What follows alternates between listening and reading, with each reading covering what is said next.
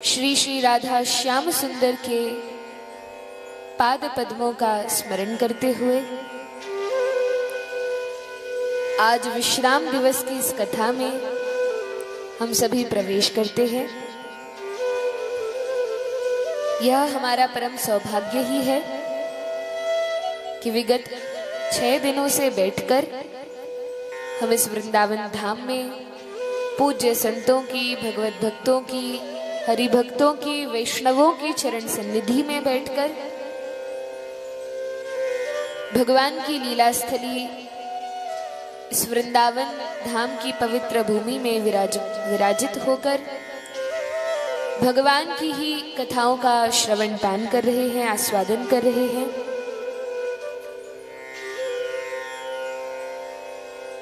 प्रथम स्कंध से लेकर विस्तार से नवम स्कंध तक और फिर संक्षेप में दशम स्कंध को श्रवण करते हुए कल हमने द्वारिकाधीश और भगवान श्री रुक्मणी जी के विवाहोत्सव का सुंदर वर्णन किया, आनंद लिया। ऐसा कहा जाता है कि यदि कोई व्यक्ति, यह जो कथा है 7 दिन की, तो 7 दिन बैठकर यदि न सुन पाए और केवल विश्राम दिवस में आकर इसका श्रवण करे तो उसको 7 दिन की कथा का पुण्य प्राप्त हो जाता है। लेकिन जिस प्रकार से यदि आपको यमुना जी में स्नान करने जाना है, आपकी बड़ी इच्छा है कि हम यमुना जी जाएं और स्नान करें, और यमुना जी में स्नान करने जाना तो है, लेकिन दिसंबर जनवरी के महीने में जब बहुत कड़ाके की ठंड होती है तब आप चले गए यमुना जी स्नान करने के लिए, तो कैसे स्नान करेंगे? क्या खूब डूब डूब कर 1-1 घंटा आनंद लेकर स्नान करेंगे? तो फिर जल्दी से एक डुबकी लगाएंगे और निकल जाएंगे। तो क्या पुण्य प्राप्त होगा स्नान का? कहा पुण्य तो प्राप्त हो जाएगा, यमुना जी में डुबकी लगाई है तो पुण्य तो मिलेगा। लेकिन यदि गर्मी में, जब मई जून का महीना होता है, जब बड़ी गर्मी लगती है, उस समय आप यमुना जी में गए और तब किसी ने कहा अब स्नान कर लो, तो तब कैसे स्नान करेंगे? गर्मी में यमुना जी चले गए तो खूब आनंद ले लेकर आधे 1 घंटे तक यमुना जी में स्नान करेंगे। तो स्नान तो दोनों समय किया, गर्मी में भी स्नान किया तो भी वही पुण्य मिला और ठंड में स्नान किया तो भी वही पुण्य मिला। फिर भेद क्या हुआ? बताइए, क्या भेद हुआ, क्या अंतर है? तो कहा कि स्नान दोनों समय किया, पुण्य की प्राप्ति तो हुई, लेकिन गर्मी में जब जाकर स्नान किया तो आनंद ले लेकर, खूब समय लगाकर और यमुना जी की कथा सुनते हुए भक्तों के संग में खूब अच्छे से स्नान किया। और ठंड में गए तो पुण्य प्राप्ति के लिए, लेकिन जल्दी से एक डुबकी लगाकर बाहर निकल आए, स्नान का वह आनंद प्राप्त नहीं हुआ। इसी प्रकार से 7 दिन की जो यह कथा है, जो व्यक्ति केवल अंतिम दिवस आकर, विश्राम दिन आकर इस कथा को श्रवण करता है तो जो पुण्य है उसे प्राप्त हो जाता है। लेकिन जो आनंद, जो भक्ति, जो संस्कार 7 दिन बैठकर सुनने में प्राप्त होते हैं, वो केवल अंतिम दिन आने वाले को वो आनंद नहीं मिलता। तो आप सभी लोग तो बड़े भाग्यशाली हैं। लगभग जितने भी श्रोतागण हैं प्रथम दिन से ही यहाँ विराजमान होकर भगवान की इस सुंदर कथा का श्रवण पान कर रहे हैं। और आज तो विश्राम दिवस है। कल हमने बड़ी धूमधाम से रुक्मणी जी का विवाह उत्सव मनाया, लेकिन कथा विस्तार से नहीं हो पाई थी। वर्णन आता है कि विदर्भ देश के जो राजा हैं महाराज भीष्मक, उनकी यह पुत्री है रुक्मणी देवी। और भाई ने शिशुपाल को वचन दे दिया था, रुक्मी ने, कि शिशुपाल मैं अपनी बहन रुक्मणी का विवाह तुम्हारे साथ करूंगा। और पिताजी भीष्मक चाहते तो थे कि अपनी बेटी का विवाह द्वारिकाधीश भगवान श्री कृष्ण से करें, लेकिन पुत्र मोह के कारण कि ठीक है बड़े बेटे ने कह ही दिया है, वचन दे ही दिया है, तो अब शिशुपाल के साथ ही विवाह कर देंगे। रुक्मणी जी पत्र लिखती हैं, बड़ा ही सुंदर श्लोक है। जो श्लोक पत्र में रुक्मणी जी ने भगवान को लिखे हैं, श्रुत्वा गुणान भुवन सुंदर शृण्वतां ते निर्विश्य कर्ण विवरैर हरतोंगतापम रूपम दृशाम दृशिमताम अखिलार्थ लाभम त्वय्यच्युता विशति चित्तम पत्रपम में। हे नाथ, जब से मैंने अपने गुरुदेव नारद जी के मुख से आपकी लीलाओं कथाओं का श्रवण किया है, तब से मेरा यह मन आप में ही अनुरक्त हो गया है। वास्तव में भगवान के स्वरूप का दर्शन, भगवान की भक्ति का दर्शन और भगवान से प्रेम केवल उनके दर्शन के माध्यम से नहीं होता। यदि हम धाम भी जाते हैं, तीर्थ स्थलों पर भी जाते हैं, तो केवल इसी होड़ में नहीं लगे रहना चाहिए कि हम दर्शन कर ले, हम दर्शन कर ले, यहाँ भी चले जाएं, वहां भी चले जाएं। यदि किसी स्थान पर गए हैं, सारे मंदिर नहीं भी जा पा रहे हैं, तो किसी एक मंदिर में ठीक से दर्शन करें। लेकिन महत्वपूर्ण यह है कि वहां बैठकर कथा का श्रवण अवश्य करें। यदि आप दर्शन कर रहे हैं तो वह तो केवल नयनों का उत्सव है, केवल आप अपनी आंखों को संतुष्ट कर रहे हैं। लेकिन जब तक कथा कानों के माध्यम से हृदय में नहीं जाएगी, जब तक कथा का श्रवण नहीं करेंगे, तब तक उस दर्शन से भी लाभ मिलेगा नहीं। इसलिए जिस भी धाम हम जाएं, मंदिर जाएं, उस धाम के तीर्थ के महात्म्य का, वहां की कथा का, कि इस स्थान पर भगवान ने कौन सी लीला की है, किस रूप में भगवान यहाँ प्रकट हैं। पंढरी नाथ जाएं तो वहां की क्या कथा है, पांडुरंग भगवान के दर्शन करें तो क्यों भगवान ऐसे खड़े हैं, फिर श्याम सुंदर के दर्शन करें तो कब कैसे किसने इन विग्रहों को स्थापित किया है, क्या कथा है। गिरिराज गोवर्धन है तो गोवर्धन की क्या कथा है। जिस भी स्थान पर लीला स्थली पर जाते हैं, वहां जाकर कथा अवश्य श्रवण करनी चाहिए। तो रुक्मणी जी कहती हैं, जब से आपकी कथा का श्रवण किया है, तब से आपके प्रति मैं अनुरक्त हो गई हूँ। और कात्वा मुकुंद महती कुलशील रूप विद्या वयो द्रविण धाम भिरात्म तुल्यम धीरा पतिम कुलवती नवृणीत कन्या कालिन नृसिंह नरलोक मनोभिरामम। हे भगवान, हे श्री श्याम सुंदर, हे नरहरि, क्या इस संसार में आपके अलावा भी कोई व्यक्ति है जो आपके समान रूपवान हो, आपके समान शीलवान हो, आपके समान ऐश्वर्यवान हो, आपके समान वैराग्यवान हो? क्या भगवान जैसा और कोई भी व्यक्ति संसार में मिल सकता है? तो कहा, भगवान जैसे तो केवल भगवान ही है, उन जैसा तो और कोई नहीं। तो रुक्मणी देवी कहती हैं कि मैं किसी शिशुपाल के साथ विवाह नहीं करूंगी। हे नाथ, यदि आप इस जन्म में स्वीकार कर लें तो बड़ी कृपा है, और यदि न स्वीकार करें तो यह आपकी इच्छा है। भले ही जन्म जन्म बीत जाए, लेकिन आपके अलावा मैं किसी और का वरण नहीं करूंगी। इस प्रकार से रुक्मणी देवी पत्र लिखती हैं। ब्राह्मण पत्र पढ़कर सुनाते हैं, भगवान को भी बड़ा आनंद होता है। अभी तक भगवान का एक भी विवाह नहीं हुआ। यह विवाह जो रुक्मणी जी से है, ये भगवान का प्रथम विवाह ही है। देखिए, हमारे नंदनंदन भगवान के कई विवाह हुए हैं, इसलिए पहले ही बता रहे हैं कि याद रखिएगा, यह वाला जो विवाह है रुक्मणी जी के साथ, यह पहला विवाह है।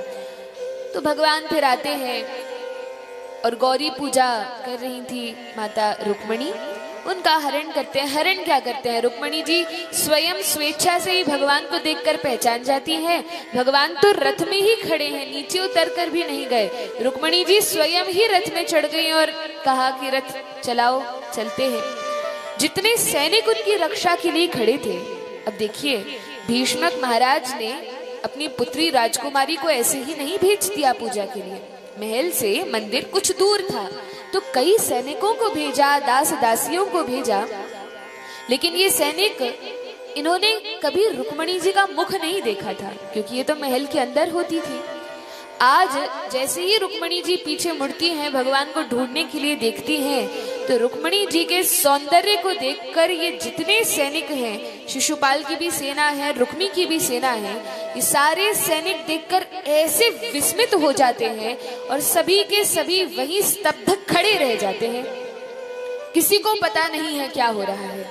रुक्मणी जी आती हैं मंदिर से, सहेलियों को पीछा छोड़ती हैं और भगवान के रथ पर चढ़ जाती है और ये सैनिक होकर खड़े देख रहे हैं, आहा क्या सुंदर रुक्मणी जी हैं। और रुक्मणी जी को तो भगवान कृष्ण ले जाते हैं, ये देखते ही रह जाते हैं।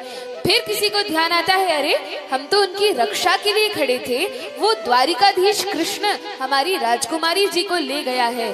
तब पीछे पीछे दौड़ते हैं, लेकिन फिर क्या होगा, भगवान तो निकल चुके होते हैं। अब शिशुपाल को समाचार मिलता है, रुक्मी को समाचार मिलता है कि द्वारिकाधीश आपकी बहन को पकड़कर अपहरण करके ले गए हैं। तब लड़ने के लिए, युद्ध करने के लिए रास्ते में आते हैं। अब भगवान तो अकेले ही थे, भगवान रथ पर हैं, रुक्मणी जी रथ पर हैं।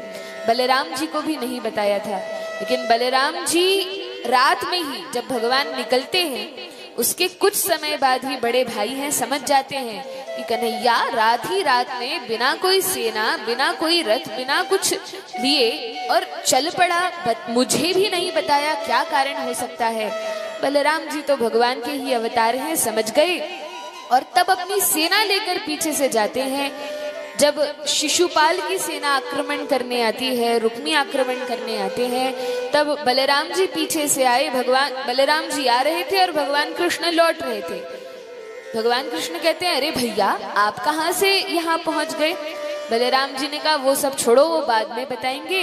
एक काम करो, तुम बहू को लेकर जाओ द्वारिका और हम इस सेना से लड़ते हैं, युद्ध करते हैं इन सैनिकों से। कहा ठीक है। भगवान तो आगे बढ़ जाते हैं, थोड़ा रुक्मी के साथ भिड़ते अवश्य हैं, लेकिन बलराम जी ने कहा, देखो रुक्मी को मारो मत, तुम्हारी पत्नी का भाई है और इसके साथ ऐसा व्यवहार करना ठीक नहीं है। बलराम जी ही रुक्मी को बचा लेते हैं और बाद में चलकर कथा आएगी कि ये रुक्मी को बलराम जी ही आगे चलकर मारते हैं। खैर अभी तो बचा लिया कि नया नया विवाह हुआ है और शादी करते ही पत्नी के भाई को मार दोगे, ठीक नहीं होगा, तो रक्षा कर लेते हैं और द्वारिका ले जाते हैं। तब द्वारिका में जाकर विधि विधान पूर्वक वैदिक रीति से भगवान का विवाह होता है। यह तो आसुरी विवाह था।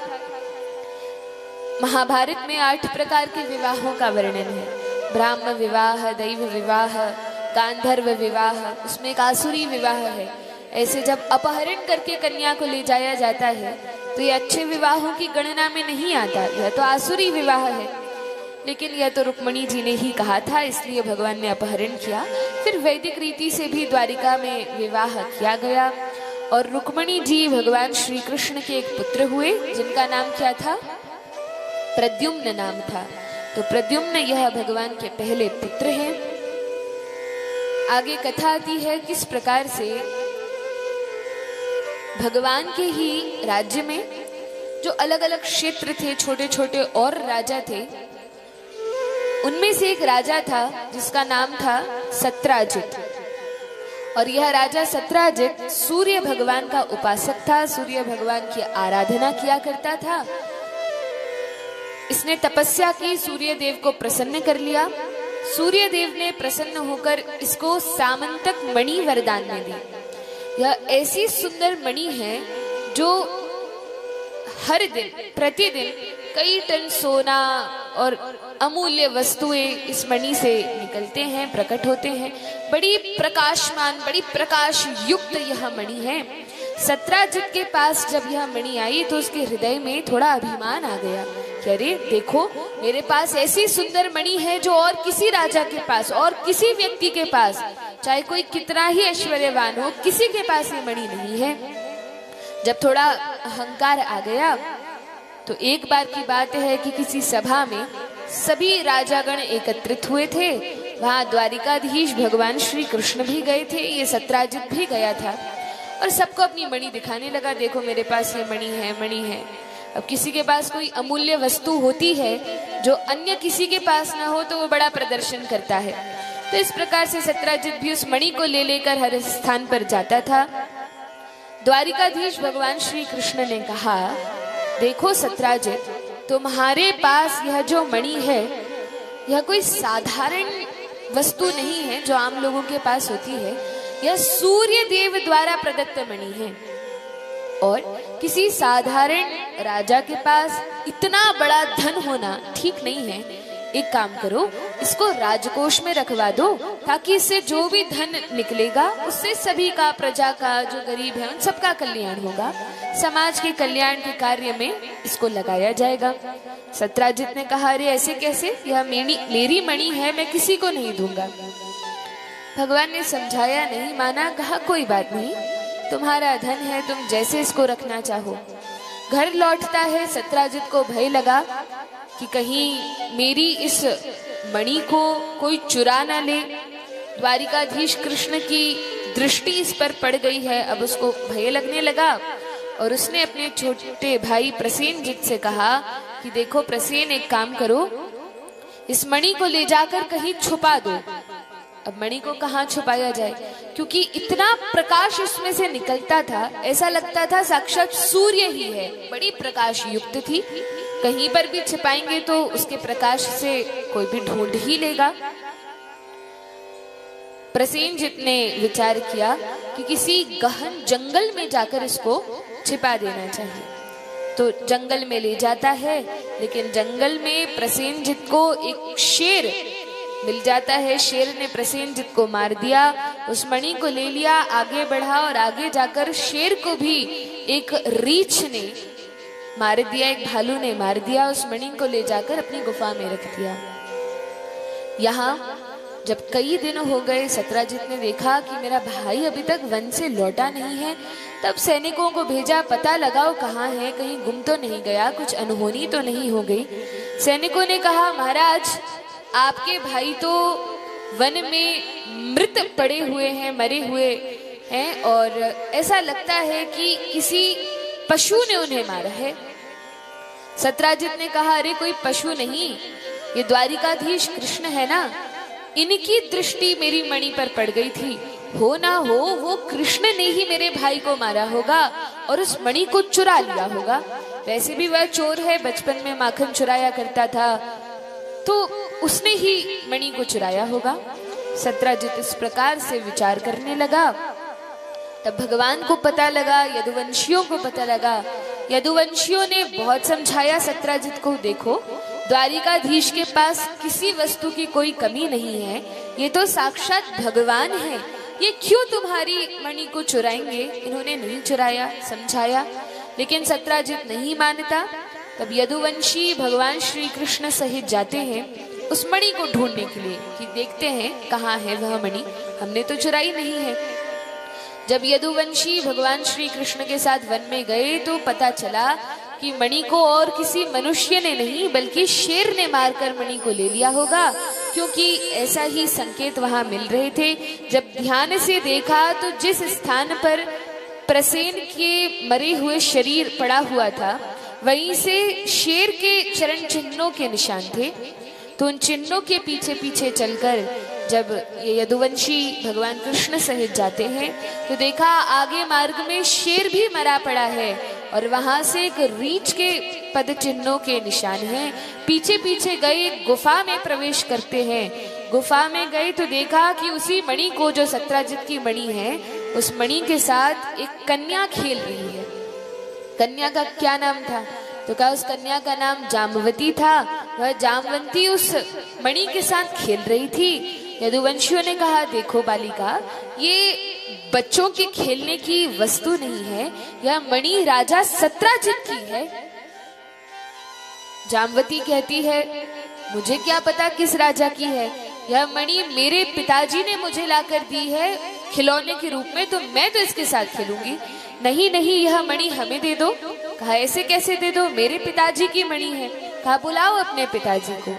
अब जाम्बवती पुकारती है, पिताजी पिताजी देखिए कौन आया है, मेरी मणि मुझसे छुड़ा रहे हैं। पिताजी आते हैं तो जाम्बवती के पिताजी और कोई नहीं, साक्षात जामवान जी हैं, जामवंत जी हैं, जो रामायण में श्री रामचंद्र की सहायता करते हैं वानरों के साथ, भगवान की सेना में, फिर रावण से लड़ने जाते हैं लंका। तो इस प्रकार से ये जाम्बवंत जी, क्योंकि इन्हें वरदान था ये द्वापर तक भी रहेंगे, तो ये अभी भी हैं, कृष्ण लीला में भी थे, राम लीला में भी। तो इस प्रकार से जाम्बवंत जी देखते हैं लेकिन कृष्ण रूप में भगवान की योग माया के प्रभाव से पहचान नहीं पाते कि ये तो मेरे ही प्रभु हैं। जामवंत जी ने कहा, यह मणि मैंने सिंह को मारकर प्राप्त की है, ऐसे तो इस मणि को नहीं दूंगा।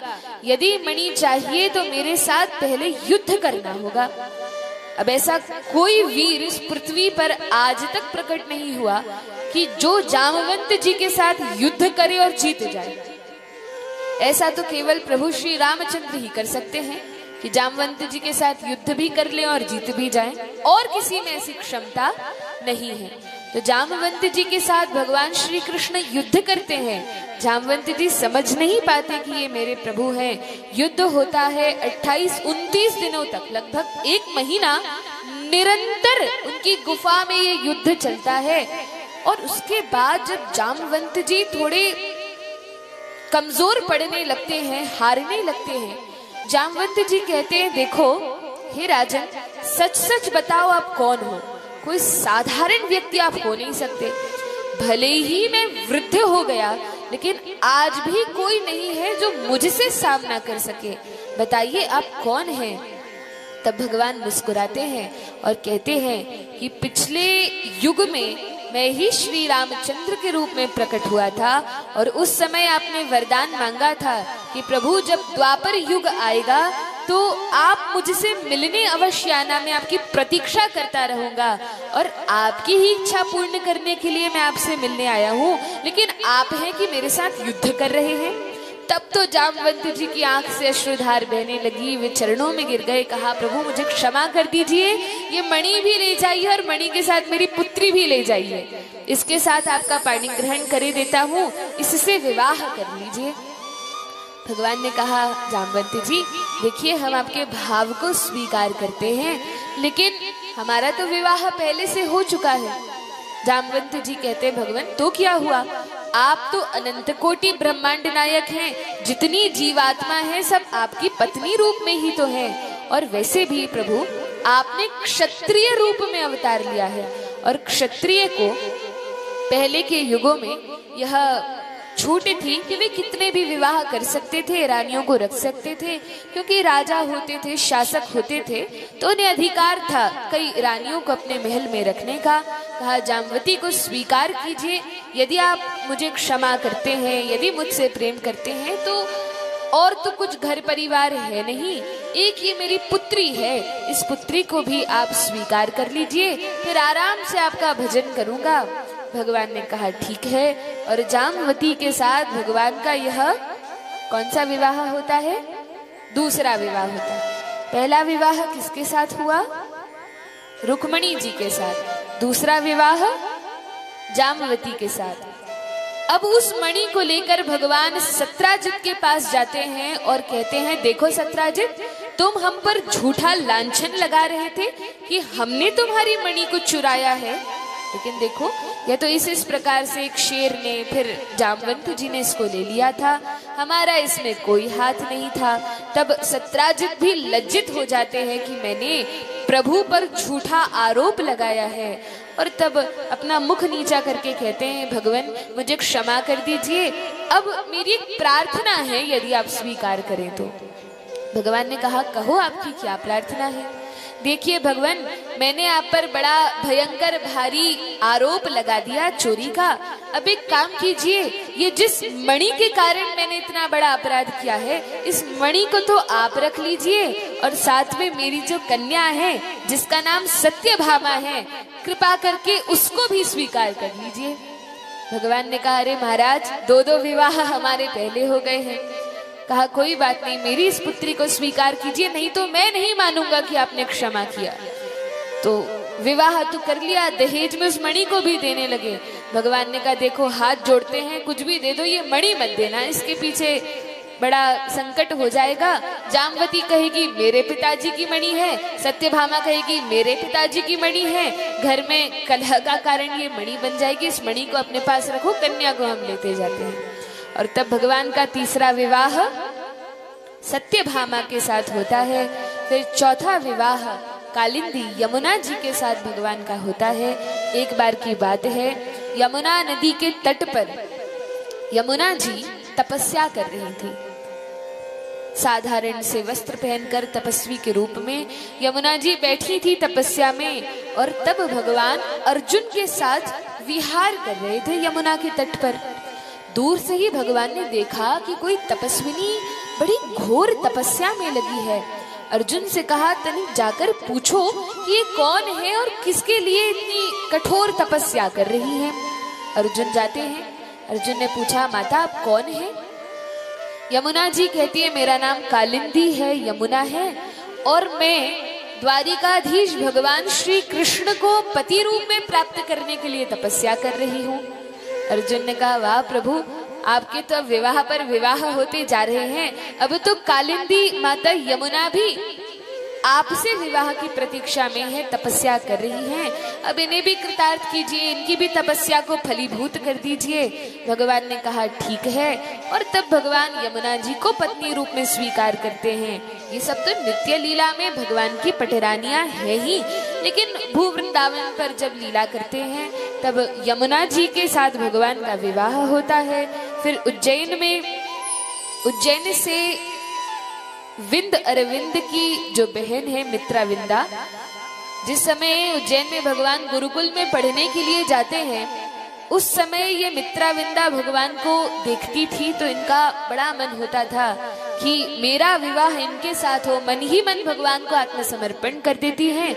लेकिन तब तो भगवान ब्रह्मचारी के रूप में थे, और अब भगवान जब गृहस्थ आश्रम में प्रवेश करते हैं तब मित्राविंदा के साथ भी भगवान ने विवाह किया। फिर लक्ष्मणा के साथ विवाह किया, ये दक्षिण भारत की थी। लक्ष्मणा के साथ विवाह हुआ, सत्या के साथ विवाह हुआ, भद्रा के साथ विवाह हुआ। इस प्रकार से भगवान के 8 विवाह संपन्न हुए। बोलिए द्वारिकाधीश भगवान की जय। 8 विवाह तो भगवान के ऐसे अलग अलग हो गए। अब एक बार की बात है,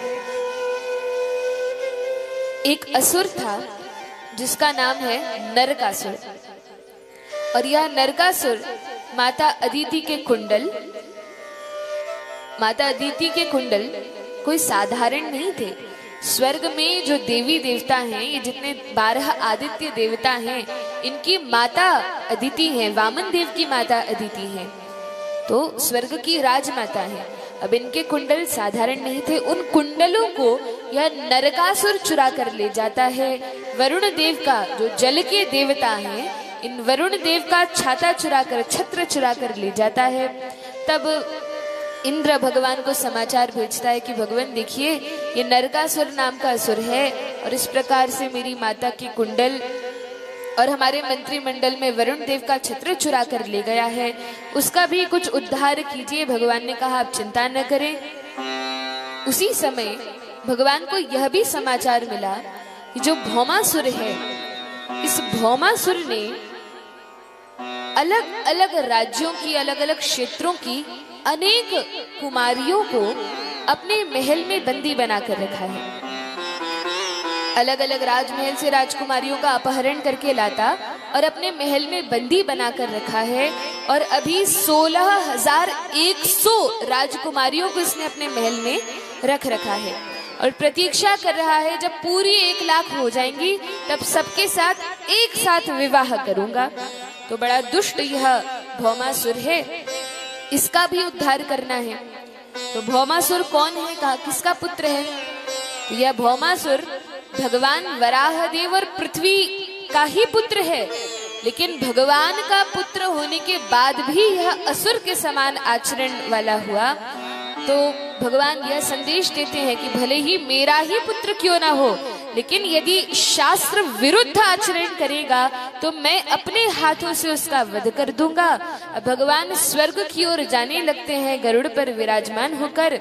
साथ में सत्यभामा खड़ी थी। सत्यभामा कहती है प्रभु हम भी आपके साथ चलेंगे, कहीं पर भी आप जाते हैं बड़ी बड़ी दिग्विजय करते हैं, यहाँ जाते हैं वहां जाते हैं, इसका उद्धार उसका उद्धार, मेरी भी इच्छा है मैं भी आपके साथ स्वर्ग चलूंगी।